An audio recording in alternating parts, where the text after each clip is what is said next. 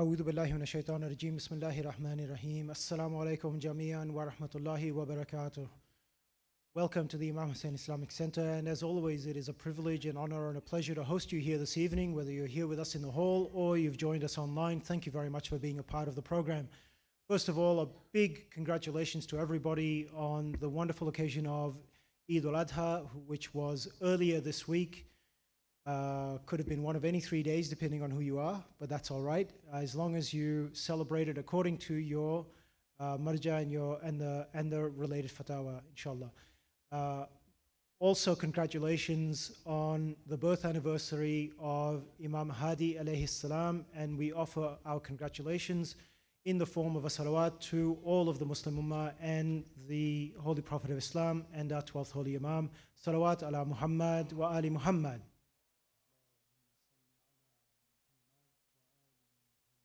Before we get into the real program this evening, ladies, you're welcome to take the seats up in the front here. And if you haven't already, please make sure you do buy some lucky door tickets. All of the donation goes towards the center. And of course, that's the reason why you're buying the tickets in the first place. It's not really to win the prizes, is it? Okay, it isn't. Great. Okay, so please feel free to buy more tickets and add more donations. We'd be happy to receive them. But as we do with every program, let us commence with recitation of the Holy Qur'an. And this evening we will have recitation with our dear brother Ali Merhi, and he will continue on after that with recitation of Ziyarat Ali Yasin. Please welcome him with 3 of your best and warmest salawat ala Muhammad wa ali Muhammad.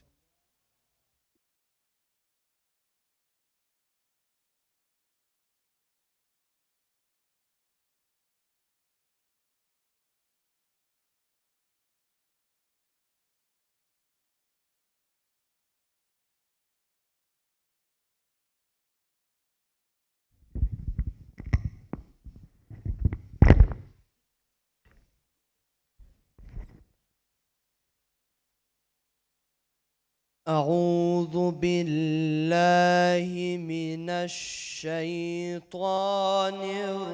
الرجيم. بسم الله الرحمن الرحيم.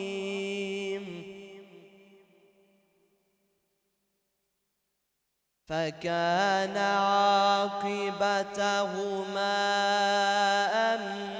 أنهما في النار خالدين فيها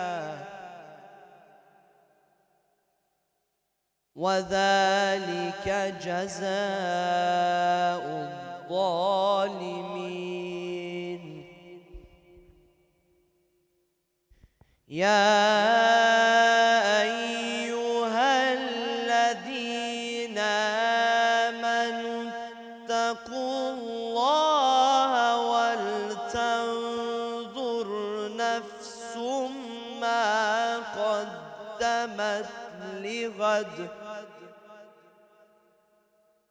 واتقوا الله إن الله خبير بما تعملون.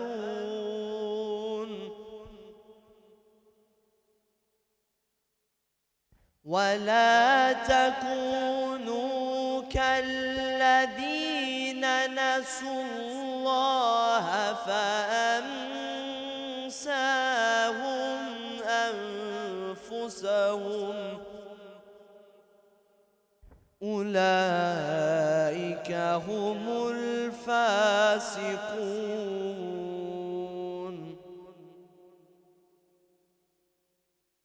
لا يستوي أصحاب النار وأصحاب الجنة.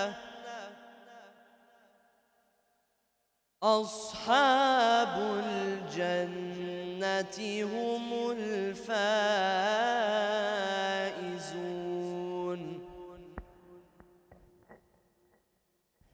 لو أنزلنا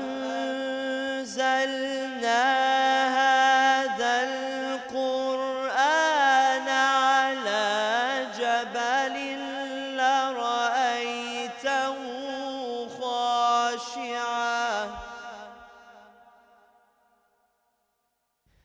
لرأيته خاشعا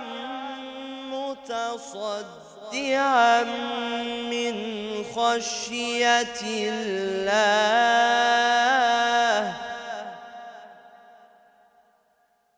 وتلك الأمثال نضربها للناس لعلهم يتفكرون.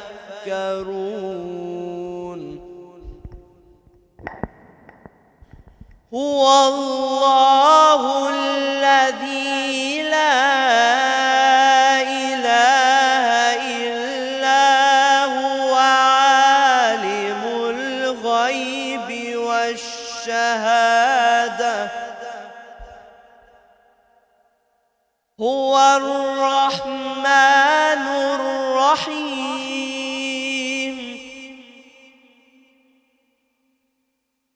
هو الله الذي لا إله إلا هو الملك القدوس.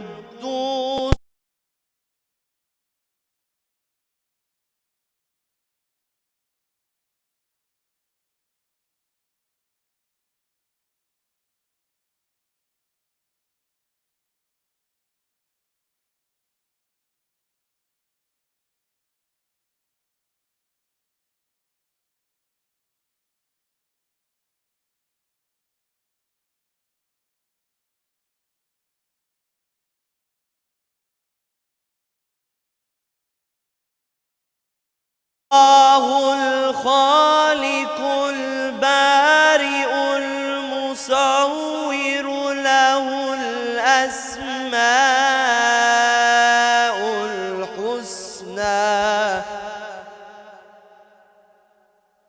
يسبح له ما في السماوات والأرض وهو العزيز الحكيم. صدق الله العلي العظيم.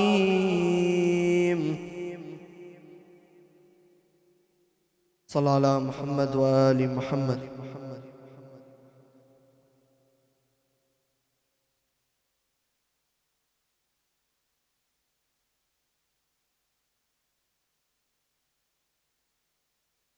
أعوذ بالله من الشيطان الرجيم.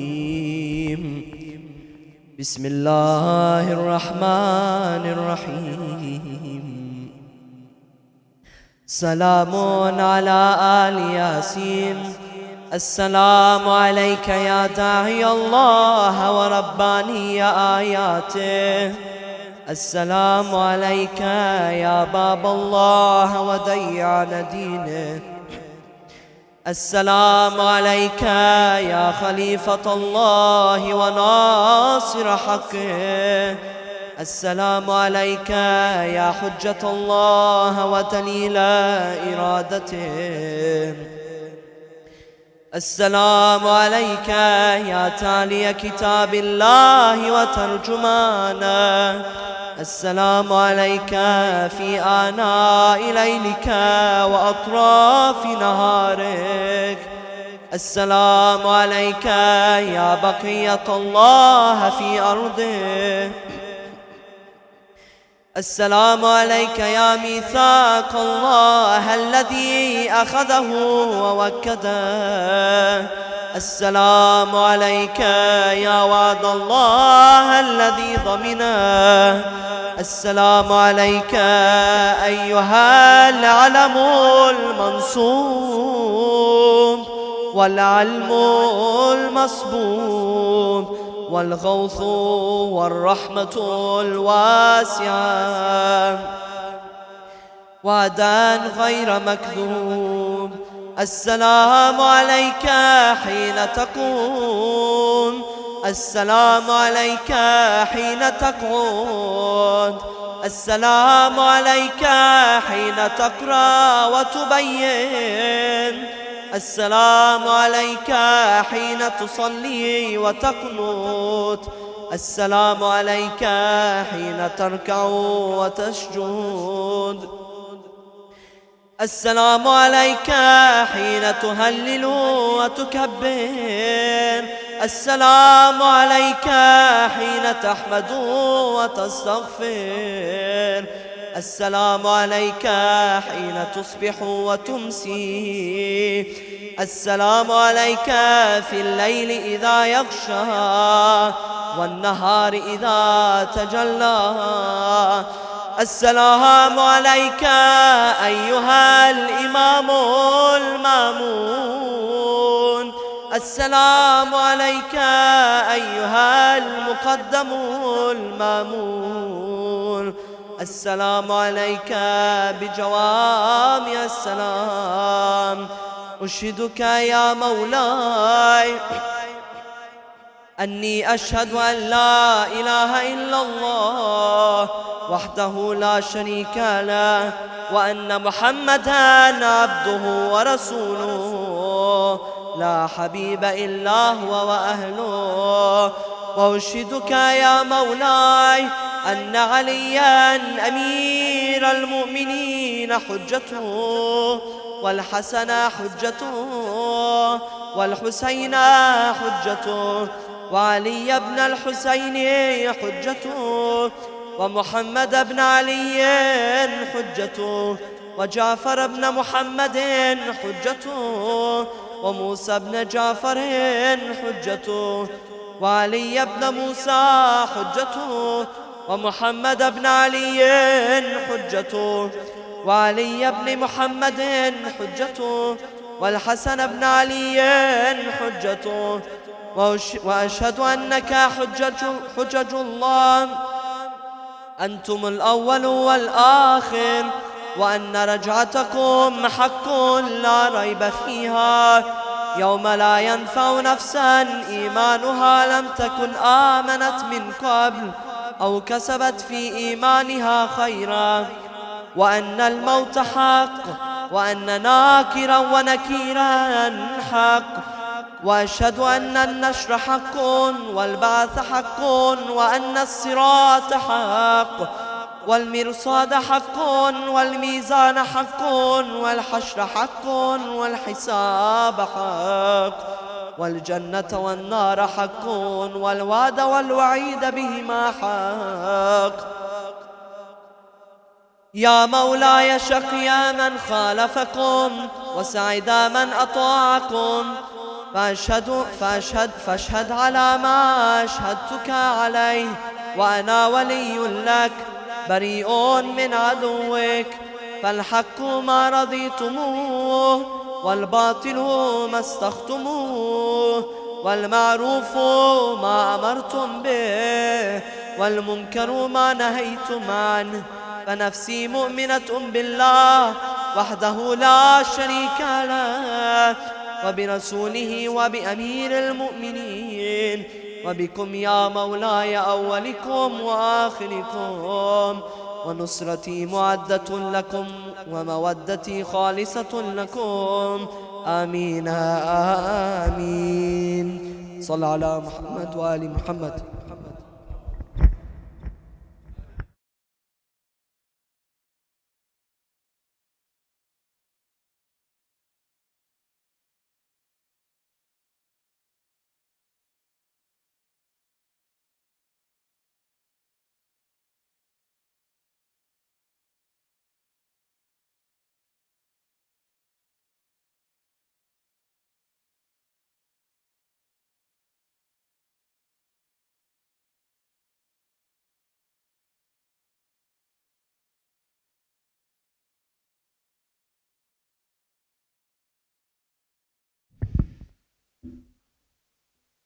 Ahsan. Thank you, Brother Ali Merhi. Inshallah, don't be a stranger. Come when you commit. It's great when that happens. I love it. Thank you very much. Always willing to help and always willing to recite. Thank you very much. Please reward him with the reward of a salawat ala Muhammad wa ali Muhammad.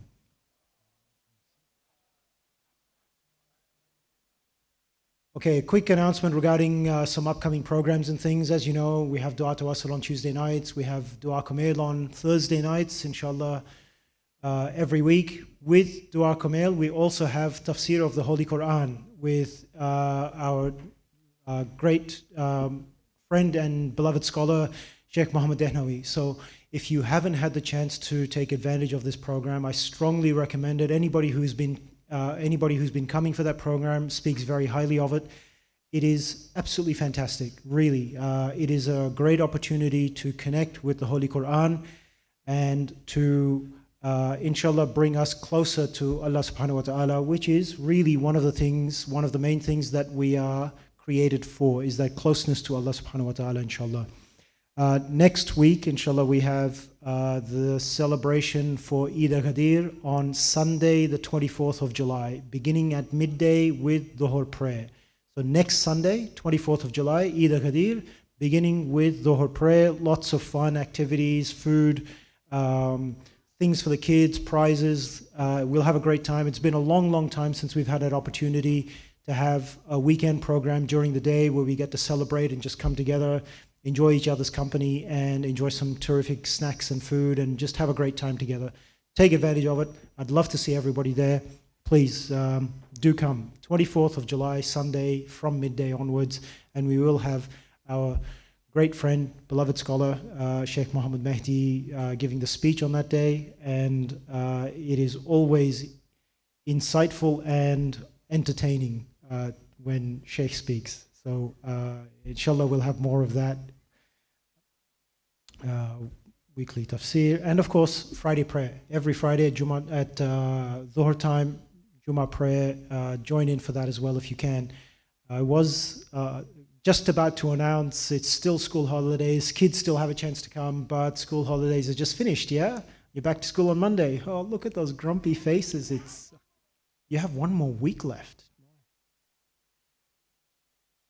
One more week. And who else has got one more week left?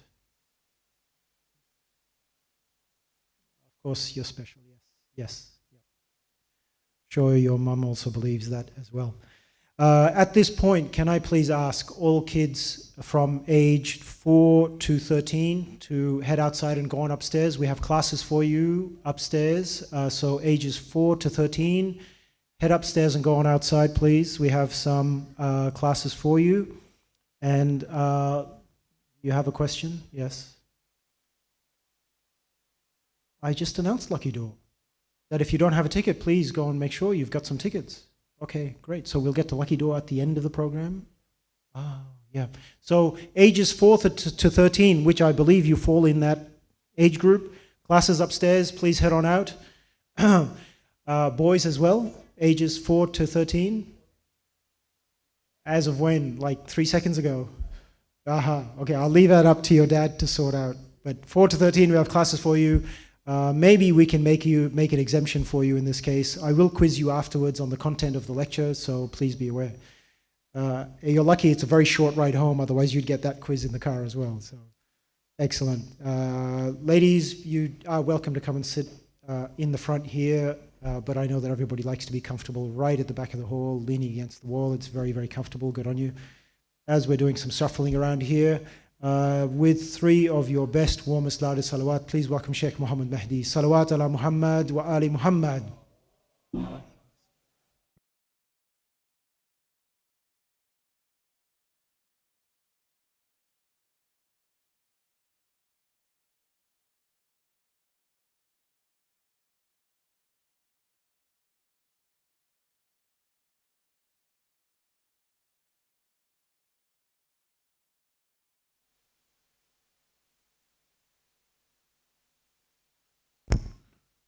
أعوذ بالله السميع العليم من الشيطان اللعين الرجيم بفضل الله بسم الله الرحمن الرحيم الحمد لله رب العالمين الحمد لله والحمد حقه كما يستحقه حمدا كثيرا الحمد لله الذي هدانا لهذا وما كنا لنهتدي لولا أن هدانا الله اللهم لعن أول ظالم ظلم حق محمد وآل محمد وآخر تابع له على ذلك اللهم لعن العصابة التي جاهدت الحسين وشايعت وبايعت وتابعت على قتله اللهم لعنهم جميعا ثم الصلاة والسلام على خير خلق الله أجمعين محمد اللهم صل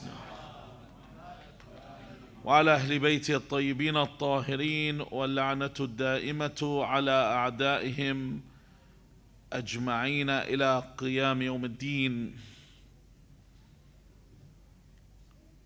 History repeats itself. Although the names and the details may vary, but history itself is repetitious.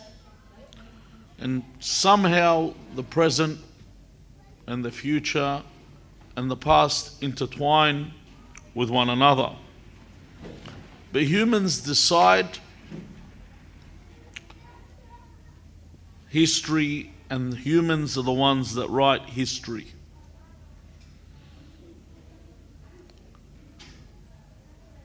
Love of power and desires and wealth are what drive men towards evil. And love of morality,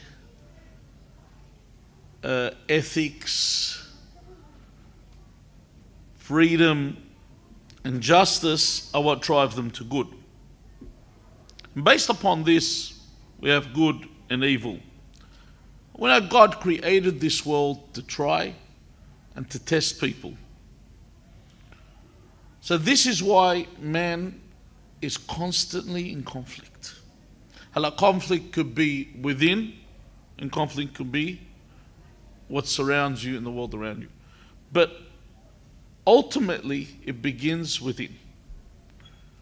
So if you want to know why things are repetitive, it's because you are seeing the same result from the same conflicts, and what you see is the manifestation of who won the battle within. Now let me say, within myself, Allah Azza wa Jal says, وَنَفْسٍ وَمَا سَوَّاهَا. Allah created the nafs. وَمَا سَوَّاهَا فَأَلْهَمَهَا فُجُورَهَا وَتَقْوَاهَا. Allah inspired you to know what is good. He inspired you to know what is bad. And that's why no one needs to tell you, for example, that stealing is bad. You walk into a store, if you try and take something that's not yours, you have some biting conscience. Something's telling you this is wrong. Why?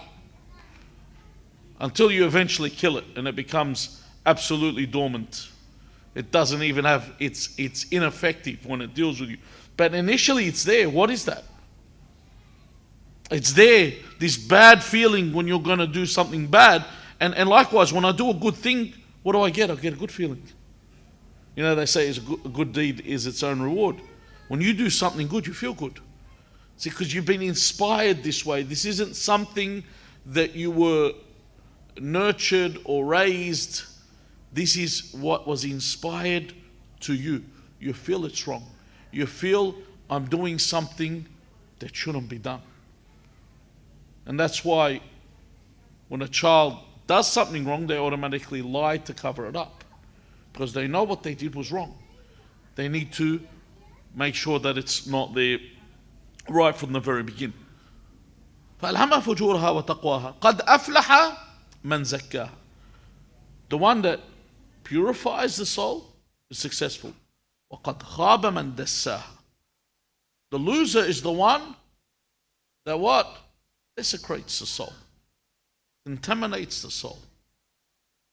But it begins there. And our actions are an extension of what's inside.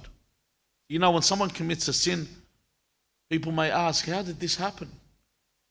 A sin is a manifestation of an illness that's within.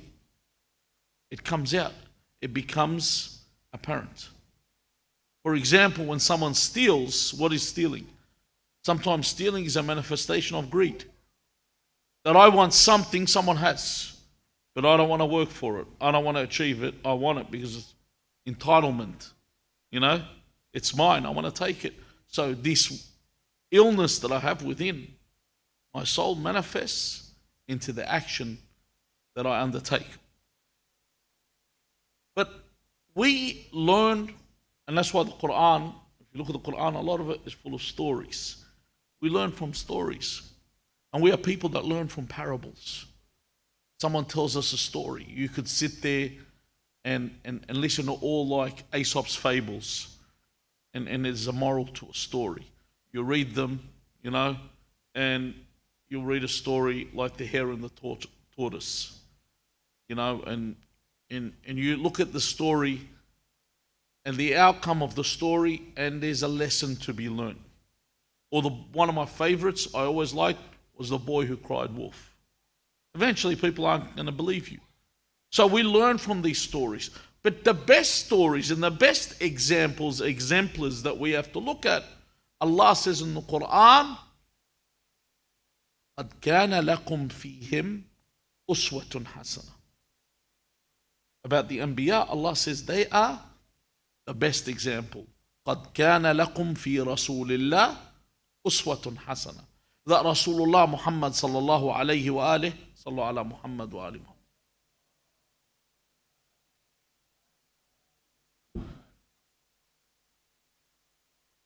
Is the best example. They are the examples, and that's why their stories are used. Their stories are within. This is ultimately an important reason for you to study their lives.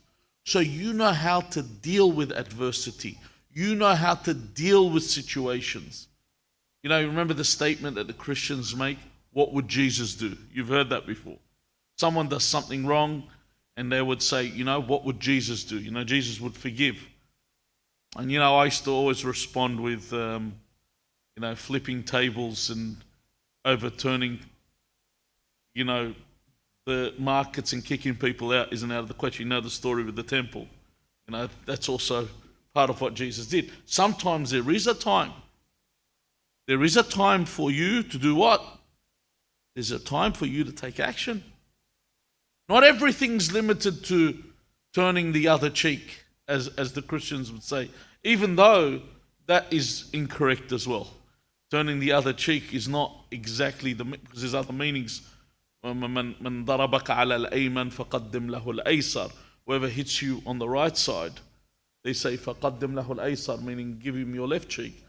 In Arabic, فَقَدِّمْ لَهُ الْأَيْسَرِ means where was the sword scabbard? Your scabbard was on your left side.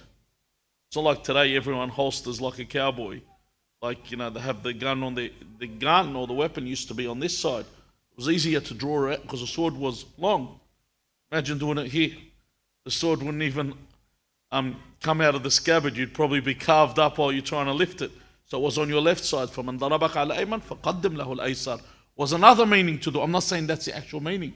But there's a lot of meanings that could be extrapolated from this. I can't just give my own understanding of this as a lot of people have. And if that was the case, I'm just saying, the reason I know it's a bit of a segue, but if that is the case, there would be no such thing as the Crusades and the Spanish Inquisition and everything else that the Christians were guilty of, saying what would Jesus do. But this is what I look at. I need to look at the character of the Imams and what they were so I can understand life, understand how to live. And each Imam was a hujjah, is a proof and an argument of God to the creation. And each Imam lived in a different way because there were different scenarios that had to be lived by. In a treaty like Imam Hassan al-Mushtaba alayhi salam, being massacred with his family, like Abu Abdullah al-Hussein alayhi salam. How do I take a stance in every single situation? And sometimes you'll see when an Imam is about to be killed, a miracle will take place because their time has not come for them to leave. Tonight we commemorate the birth of the 10th Holy Imam. There's two narrations that I know of with this. One is tonight being It's not actually on tonight because I hate being so meticulous. It irritates me sometimes myself. But let's say the 16th of Dhul Hijjah, which is in these nights. The 16th of Dhul Hijjah, 212 after Hijrah, is one of the narrations. The other is on the 2nd of Rajab, 212 after Hijrah. So these are the two dates. The Imam lived for around 40 years, 41 years. And during this time, the Imam, there's many stories to do with the Imam. There's a lot of stories. I'm only going to look at a few points with regard to his life and touch a bit about Eid ul-Adha only slightly, because I had a discussion on the Salat al-Eid about it, but I'll touch slightly if I can, in a way. See, Imam al-Hadi alayhi salam, you can do a lot of comparisons with his life, because I said history repeats itself, and today. And what takes place today.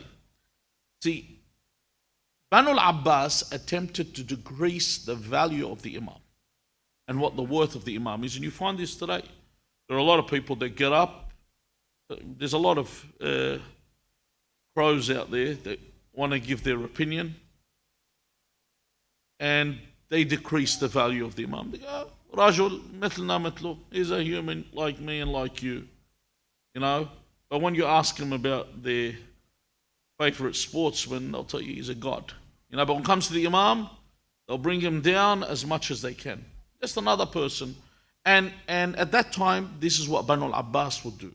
They would bring down their character. Why? To devalue the Imam in the people's hearts. When I devalue the Imam's actions and words become what? Ineffective. And this is what I mentioned, for example, when you look in Sahih al-Bukhari. There's a lot of the things, and I mentioned this, where the Prophet is devalued. And that's why when Salman Rushdie wrote the satanic verses, he just picked up what he could from Sahih al-Bukhari. And things like where the Prophet, sallallahu alayhi wa alihi, they will mention, for example, that the Prophet would do certain things like miss prayers. The Prophet, imagine like, if you were told that one of the ulama misses his prayers, you'd be shocked. Imagine the Prophet, amongst other things that I don't want to go, some of the things are a bit too adult for me to even mention. But this is to bring down the what? The value and the worth of the Prophet. So once I bring him down, then I make him someone normal. With the Christians and the Jews, far worse. They brought down God. God is a man. He's a big white guy with a long white beard. Jesus is white and everything's white. As long as it's white. That's the way that they bring everything to that understanding in order for them to be able to deal with it and to make it understandable, and they're equal. We're just like them. I remember once there was an advertisement, I forget for which company, it was on a billboard. I saw it at the Central Station. It was actually for a whiskey, for a drink. And it said, after all, it had an image that was inappropriate, and it said, after all, God is a man. You know, the ad, something like that. And I can't remember what the ad was about. This would have been talking about 20 years ago. But the thing is, it said, after all, God is a man. Because I brought him down, you can say what you want about him. And this is what Banu al-Abbas tried to do with the Imam al-Hadi to make him ineffective. And the way that they would do this is when they took him from Medina towards Qasim. Please do that later because I want people to pay attention. Sallu ala Muhammad wa ali Muhammad.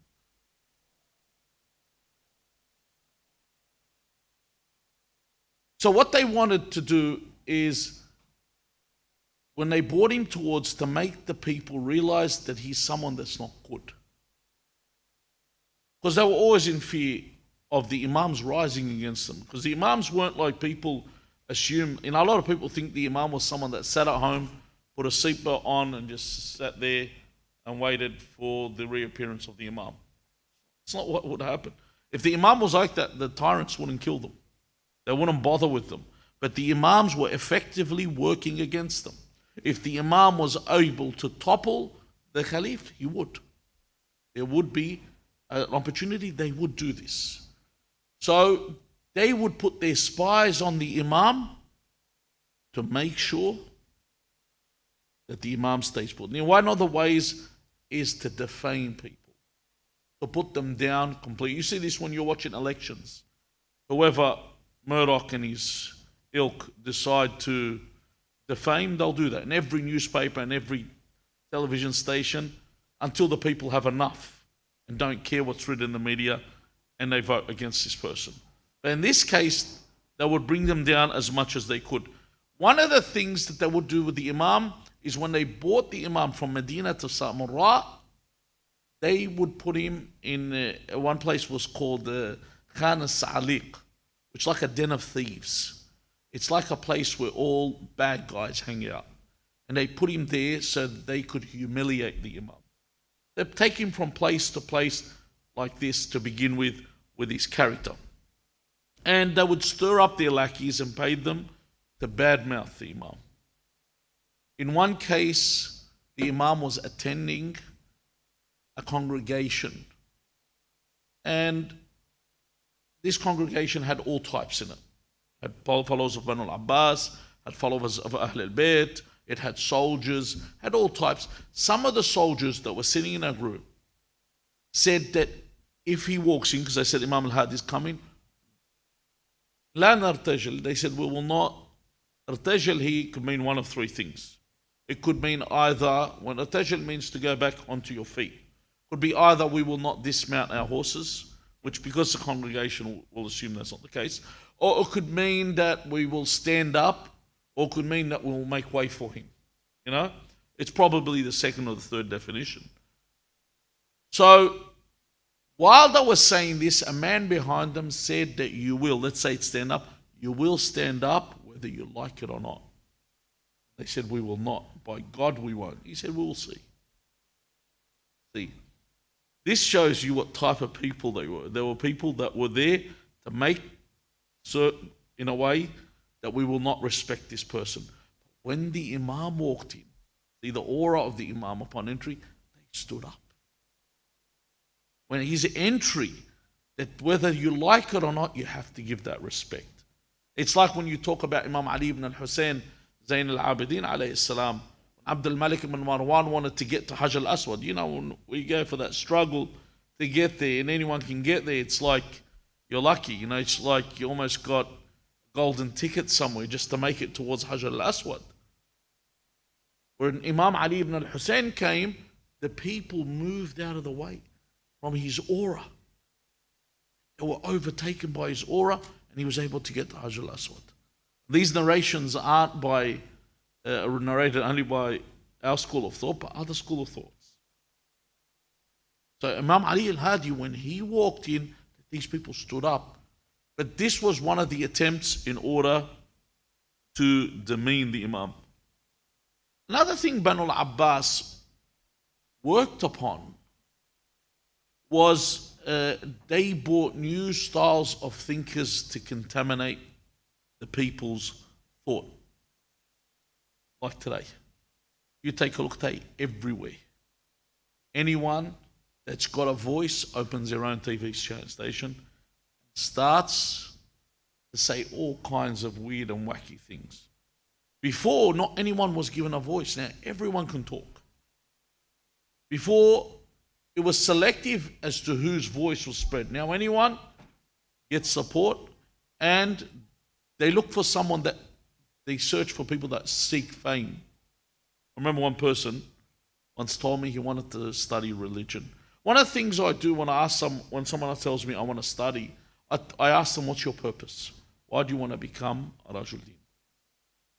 And his answer was, I want to become famous. I said, go do something else. Because by doing this, what will happen to you? I said, you will be lured. And that was what he said. He said, I want to be known. This is a problem. Because you will easily be lured. You know? This is one of the hardest things for you to collect yourself and realize who you are. If you seek fame and fortune, by God, they will take you and they'll give you what you want. You'll be known wherever you want, but you sell what's most precious. So they would lure people that wanted fame, people that wanted wealth, or people that had deficiency in their faith. And they would pump them up. You know how do you remember when any rogue cleric gets up, they'll always put him on every TV station, and he'd be sitting down and he'd be talking, and everyone would say, "Who's that?" People will send me and say, "Do you know this guy?" I don't know who this guy is. They just find him and they put him up. And by the way he's been interviewed and what he's saying, what his objectives are. He just wants to be known. And then they say things that are absolutely preposterous. But people are there to listen to them. Banu al-Abbas did the same. Banu al-Abbas did this in one letter that was written to the Imam, and you listen to this. So you know how you deal with the situation. Just to give you an idea of what existed back then, when you listen to it, you will start getting a few names pop in your head today that do this. They manipulate Islamic thought into their own opinions. So when the Imam receives this letter,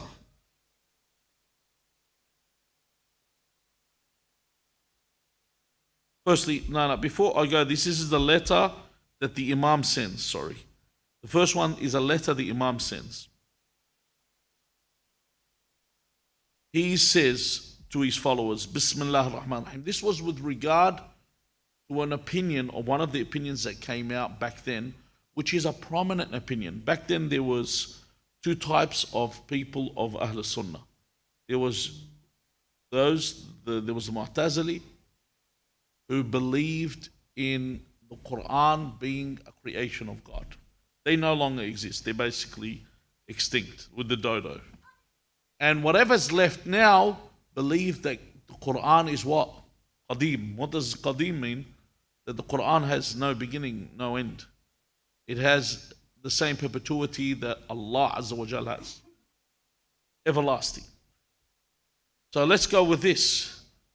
So this thought was actually brought in by Banu al-Abbas. The Imam writes in this letter, Bismillah ar-Rahman ar-Rahim. I want to cut to where it says, نحن نرى أن الجدال في القرآن بدعة. That the argument with regard to the Quran, he says, is an innovation. اشترك فيها السائل والمجيب. That it's an innovation that was made by the one that asks and the one that answers. فتعاطى السائل ما ليس له وتكلف المجيب ما ليس عليه. So he says the one, who's he talking about? The one that asks this question, generally, they're asking what? They're asking someone that shouldn't be asked. Like for example, when there's a catastrophe in the world. I remember when any disaster happens in the world, they tend to ask celebrities, how do we get out of this? They'll get someone that just got off the horse recently. You can see he's got those heroin injecting veins, and then they'll ask him their opinion on how do we get out of this cataclysmic event, and the guy can't even avoid getting rid of the tracking marks on his arms. They try and get their opinion on what's going on in life. It's like people today, one of the brothers he had on his status, he said, scientists today are trying to convince people that the earth is what?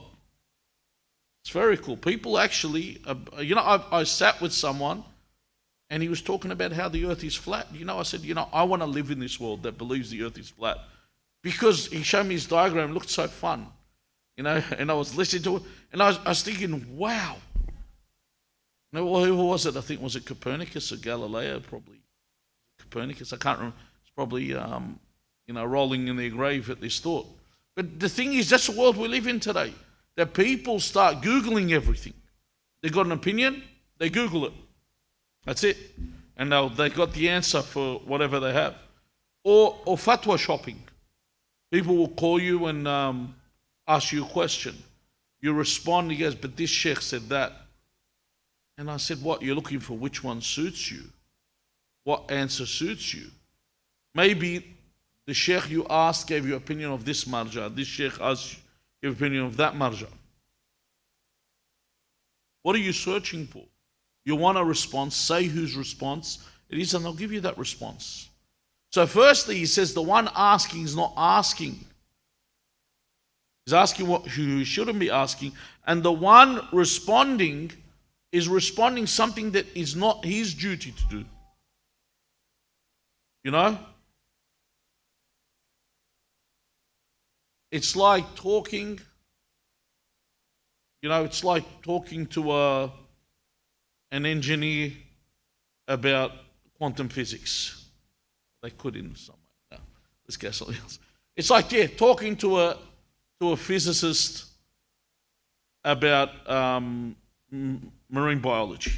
They're just talking to two different subjects with someone that doesn't even understand what you're talking about. But here, when it's related to religion, the source is the Imam here.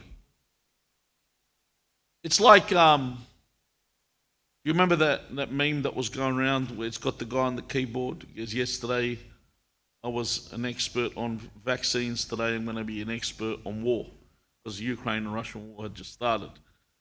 This is what it is. Everyone wants to be an expert on every field and have an opinion. Now, then the Imam says, وَلَيْسَ الْخَالِقُ إِلَّا اللَّهُ وَمَا سِوَاهُ مَخْلُوقٌ. He gives you a straightforward answer. The only creator is Allah. Other than God, who is the creator, everything else is what? Created. The Prophet is created. The Imam is created. You and I are created. So the Qur'an is what? He says, وَالْقُرْآنُ كَلَامُ اللَّهِ. He says the Qur'an is the word of God. When you and I speak, what are we doing? We are using our voice box, vocal cords, to do what? To create a voice. Allah's words were created by Allah. That's the answer. So he says, وَالْقُرْآنُ كَلَامُ اللَّهِ. It is a creation of Allah. So the Qur'an is created. It's not something that's what they tried to say the Qur'an was essential to God. It's of God's essence. A lot of people have this idea that the Qur'an is of God's essence. The Qur'an is eternal. It has no beginning. The other thing is, if the Qur'an is like this, then we have committed shirk. How? When Rasulullah says that the Qur'an and Ahl al-Bayt are partners till the Day of Judgment. So, لَن يَفْتَرِقَا, they have never come apart. So there was a point with Ahl al-Bayt, if it was perpetual, then the Ahl al-Bayt were also perpetual. So in other words, the Mughalin have an argument. The ones that worship Imam Ali alayhi salam say, we have an argument. The Prophet has put them together, and you said that they have no beginning. And then he says, لا تجعل له اسما من عندك فتكون من الضالين. Do not associate any names with God, because then you will be of those that have gone astray. وَالضَّالِّينَ, the original meaning of ضَالِّينَ is who? Christians. Why? Because the Christians were the ones that said that God is three. They were the ones that said the Father, the Son, and the Holy Ghost, or the Holy Spirit. They associated with God مَا لَيْسَ لَهُمْ بِهِ عِلْمٍ. They associated with God and brought forth a triune belief that even Jesus himself doesn't concur with in the Bible. Nowhere in the whole Bible does Jesus say that he is God. They say, yes, he does. He says, I'm the Alpha and the Omega. No? Abstract. But to say that he is God or part of a Godhead, This is dalal. This is where people go astray, where they start to explain things the way that they perceive. In other words, when I need to understand my religion, this is where I take it from, nowhere else. He says, جعلنا الله وإياك من الذين يخشون ربهم بالغيب وهم من الساعة مشفقون. Very important thing that he mentions, that he says, may Allah make us of those that fear their Lord with what's not known, with the unseen unknown. Don't just, he says, وَهُمْ مِنَ السَّاعَةِ مُشْفِقُونَ. They fear the day of judgment. They fear accountability. That you're going to be accountable for what you've said. If I've made up something because I thought it sounded... I remember one guy, he had a tafsir of the Qur'an. And if you look at this tafsir, it's amazing when it comes to linguistics. You know, the way he plays on the words, this is so poetic. But the only problem, the ulama said, this is heresy. Why? Because it was all based on conjecture. It was all based on his guesswork. What he thought the verses mean. So it sounds amazing, but that's why in Islam we're against this kind of thing. We're against rhetoric, manipulating people with words. Using your own words. So whether this isn't a court of law where someone pleads a case better than another person. Someone articulates, one of the, the criminality of a courtroom is the lawyer's job is what? To interpret the law. That's criminal in itself. It's not about whether someone is right or wrong or guilty. It's how the law is interpreted. In other words, how I manipulate what I'm about to say. This is the same. You are manipulating what was intended by God in the first place. This is why I have to turn to what the opinion of the messenger is. So this is when the letter is written to the Imam about these people that go around, as you have today, spreading their own opinions on what religion is. He says, كتب إليه, in this letter, he says, written, في قوم يتكلمون ويقرؤون أحاديث. These people firstly speak and write narrations, and they attribute these narrations to the Imam. And he says in this letter a very important point. He says, وَلَا يَجُوزُ لَنَا رَدُّهَا. A lot of people, and I've seen this, they say hadith batil, and they reject it.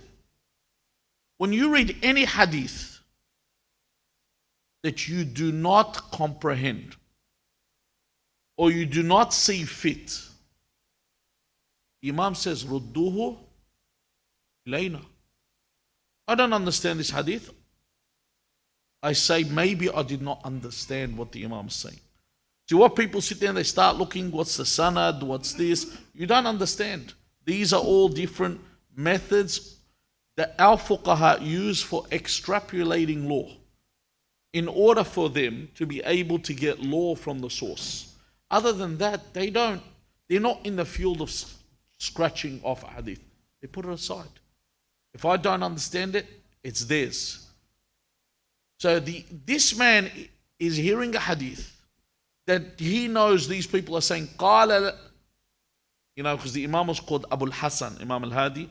Sometimes you'll see him in narrations, Abu al-Hasan al-Thalith, or Abu al-Hasan al-Akhir. Abu al-Hasan al-Thalith. So Abu al-Hasan al-Thalith said this. And when you hear this, you can't just say this is batil. You can put it aside until you are certain this person is making this up. He said with things that would say, for example, Inna salata tanha anil fahsha'i wal munkar. You look at the idiocy here. They say salat means a man. A man that would, because salat tanha anil fahsha'i wal munkar. Salat prevents you from doing okay, immorality and wrongdoing, okay. So he said this means it's a man that prevents you from doing this. وَأَقِيمُوا الصَّلَاةِ وَآتُوا الزَّكَاةِ. He said the zakat is also this man. It's not got nothing to do. These are opinions that people were giving out. You know, today where people don't pay khumus, or they don't pay khumus or zakat, and you tell them why not. He says, I don't believe in this. Why? I just don't believe in it. And then they'll use some rogue that's got his own television station that will say this, and they'll put it on and say, he said this. You know? They'll follow what suits them, because I can't listen. If I want expert advice on anything, you'll find someone that will do it. You know? Remember that guy that was doing the kid liver doctor in the United Kingdom that was actually initialing the livers? Do you remember that? He'd do surgery and he'd actually, it's like this guy must have been tagging buildings when he was young. He'd actually put his tag on the liver. He'd put his initials that he performed this surgery. A madman. That's your type of people. Just because he's a liver doctor doesn't mean this guy knows what's going on in life. Just because he studied these books, it doesn't mean he understands what he has studied. I need to look at what the experts that are known and accepted as experts, not anyone that claims this in any way, shape, or form. So then, after he says about all these people, the Imam gives us a very important response here. He responds with 4 words, even though this person names who these people are. The Imam says, لَيْسَ هَذَا دِينَنَا فَاعْتَزِلْهُ. This isn't our religion. فَاعْتَزِلْهُ. Simple thing. Don't ignore it, in other words, leave it. One of the worst things people do is they listen to these rogue opinions. Not only that, they subscribe to them. Not only that, they share them. And they pass them on, and then everyone starts getting confused. That's the objective. The objective is to get you confused. That's why you meet everyone today, and they have an opinion on everything. You know, and we fall into this as humans. All of us. Even though I expect people that come to Islamic centers are more discerning. You know, I wouldn't consider anyone that comes to a center to be laity, or to be a pleb, or to be someone of the common folk. People that when I say common folk, I don't mean it in a medieval derogatory sense. I mean it in the sense that they don't understand religion in the understanding as people that attend centers. However, still, that sometimes if you sit and listen to all this, you're going to have all these ideas and confusion, and not understand what is being said. You know, I remember one person came up to me and he said, my professor asked me a question and he left me dazzled. And I said, what did he ask? He said, can God create a rock that he cannot lift? So I was sitting with my brother. Before I responded, my brother said to him, how much does a man that is 180 centimeters tall, how much does he weigh? And he looked at my brother and said, what? He said, exactly. You've asked a question. The question you have asked doesn't make sense to begin with.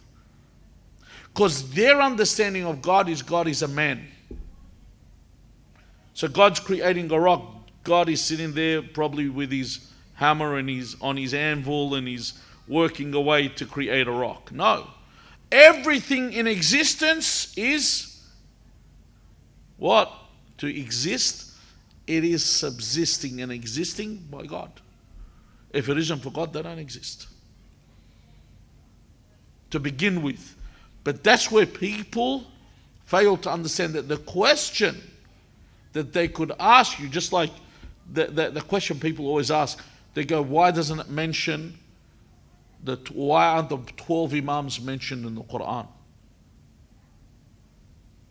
People say, what a magnificent question. Why doesn't God say Maghrib is 3 rak'ats in the Qur'an? Is a Maghrib worship? Why doesn't He say Asha is 4 rak'at? Why doesn't He say that I have to love the wives of the prophets and the companions in the Qur'an and name them too? Why? Because that's your religion when you attack me. Why? Because it's not you that selects what's written. If I got each one of you to write what should be in the Qur'an, there wouldn't be any two people that are similar. So everyone has their own opinion. We're all scholars. We all want to give our own opinion. And Allah Azza wa Jal, He is the scholar amongst all. So I have to stop these ideas from being spread. Why? Because this is what they cause. By not listening, don't give them the time of day. Because their objective is just to confuse. Just like Salman Rushdie said to the, what's her name? Irshad Manji. Salman Rushdie said to Irshad Manji, he said, give your opinion even if you are unsure of it. All you have to do is place a doubt in their minds. That's all. Just give an opinion. Even if you're uncertain, just place the doubt in their mind. If you ever notice newspapers, front page, they'll write something that's sensationalism, something that's absolutely not true. When they are sued or there's litigation involved, what happens? On page 7, somewhere in a small part, they'll write that, we apologize. But you destroyed me on the front page. I want a front page article where you apologize. Or recently I discovered, I didn't know this before, I recently discovered, I was shocked because I was talking to one of my mates, a solicitor, that you can defame someone after they die. I was shocked. He said there's no, because defamation is bringing down someone's character where you affect the way that they live. But if they're dead, I could say, this person burnt 100 children and buried them under his house. And that's it. And nothing can be done about it. No one can sue you. They can't do anything about it. I was shocked when I heard that. So they put these doubts within your head. And it affects us. Look at the Muslims, for example. Ashura's around the corner. Just before Ashura, what happens? Marja' wars begin. Just like before Eid. They start arguing about the rituals. Imam Hussein's forgotten. This person says this is haram, that person says that's haram. Who starts all this? Do you know who starts all this? The Satans amongst you. They're the ones that they wind each other up and get everyone going and make everyone hate each other.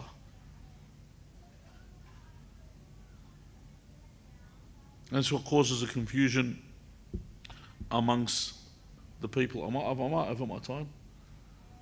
Huh? All right. So I haven't been able to discuss the Adha, so please forgive me on that. So the Imam says, Imam al-Hadi, in Ziyarat al-Kabira, when he speaks about the Imam, he says, وَسَاسَةَ الْعِبَادِ. You know what Sasat al-Ibad means? That, when we use Sasa, they're the people that give you the way to live. They regulate your lives. They're the legislators of your life. The Imam is that. وَأَرْكَانَ الْبِلَادِ. They're the foundations of the countries, of the lands. وَأَبْوَابَ الْإِيمَانِ. The Imam is the door of faith. وَأُمَنَاءَ الرَّحْمَنِ. They are the trustees of God. وَسُلَالَةَ النَّبِيِّينَ. Why say Sulala? Sulala means what? They are connected to the prophets. When we say Assalamu alayka ya waritha Adam. Why do we say that? From Adam to Noah, to Ibrahim, to Musa, to Isa, to Muhammad sallallahu alayhi wa alihi. Muhammad wa ali Muhammad. The Imams are the ones that inherit this. They're a connection. We're not talking to inherit fame and fortune. They inherit the knowledge that Allah has bestowed upon His prophets. وسلالة النبيين وصفوة المرسلين وعترة خيرة رب العالمين. They are the family of what? The best of God's creations. So why do I go get my religion from somewhere else? Why do I try and understand God from other than them? This is why we congregate, to learn about their lives, and specifically their lives. We ask Allah Azza wa Jal to not take us from this world until He is pleased with our actions and He is pleased with us. We ask Allah Azza wa Jal to forgive us our transgressions and forgive those that have passed. We ask Allah to cure our sick. We ask Allah to hasten the reappearance of our Master, Al-Hujjat ibn al-Hasan al-Mahdi arwahuna fidah. Is someone reciting after me? We'll leave them to recite the dua. Walhamdulillah Rabbil Alameen. Wa sallallahu ala Muhammadin wa alihi at-tayyibin at-tahirin.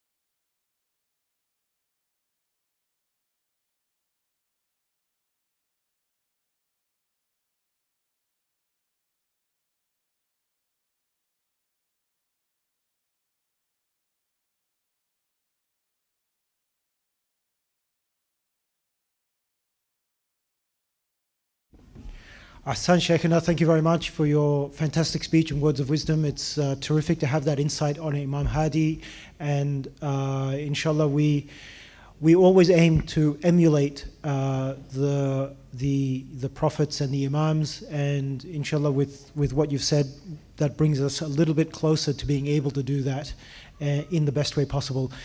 Tonight, because it is a celebration, we have some wonderful anashid with our dear brother Haj Abu Ahmad. Please welcome him with the warmest of your salawat ala Muhammad wa ali Muhammad.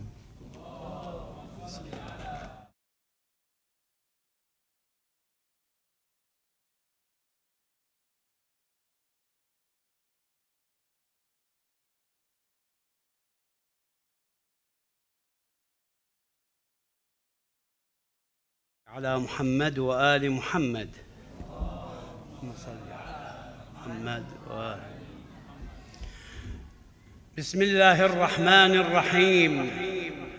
الحمد لله الذي جعلنا من المتمسكين بولاية سلطان منبر أولياء پایه‌گذار منبر سلونی ابن عم نبی مظهر العجائب زوج البتول رد قبول خير المؤمنين أول المتقين أعبد العابدين أزهد الزاهدين زين الموحدين أرباب العالمين أعبد العابدين أزهد الزاهدين زين الموحدين أرباب العالمين راه روى أهل يقين حبل الله المتين لنگر آسمان و زمین قسیم الجنة والنار نعمة على الأبرار كفار قسيم الجنة والنار نعمة على الأبرار نقمة على الكفار كفار فيض كثير خير عظيم دبوي دار مبيد الكتائب صاحب السوابق صاحب الفاضل فارس المؤمنين قائد الغر المحجلين أمين الله في أرضه بدر الدين سيف الله المسلول صاحب الدلالات صاحب المعجزات القاهرات الباهرات إمام المخلصين حجة على الصادقين الصديق الأكبر مظهر العجائب زوج البتول أبا الحسين أبا الحسين أبا الحسن أبا السبطين كرار وليس فرار هو المختار أمير المؤمنين مولى الموحدين علي بن أبي طالب. اللهم صل على محمد وآل محمد.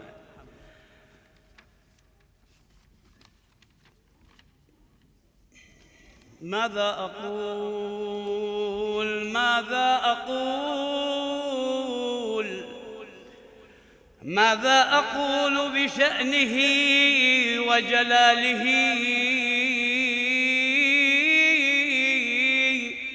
وهو الذي بلغ العلا بكماله. ماذا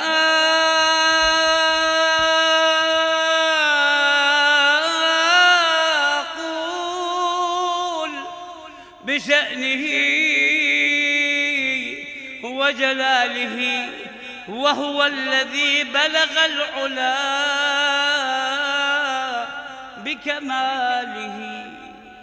والله أقسم في الكتاب بجماله والشمس إذ كشفت دجى والشمس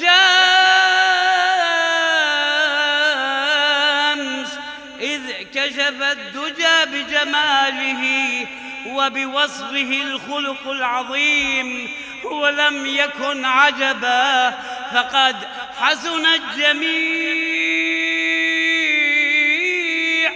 خصاله ولأجله لولا كعنوان الحلا فتبينوا يا سامعي أحوالهم وتسولوا المولى ولتسألوا المولى الجليل بجاهه صلوا عليه وآله. اللهم محمد وآل محمد.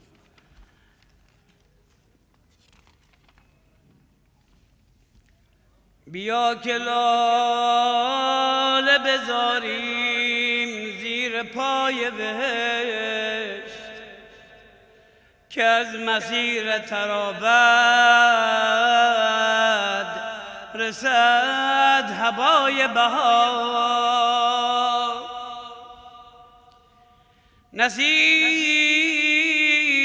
نسیم دست نوازش کشیده بر سر گل به شوق خنده کند ترانه خوان بلبل.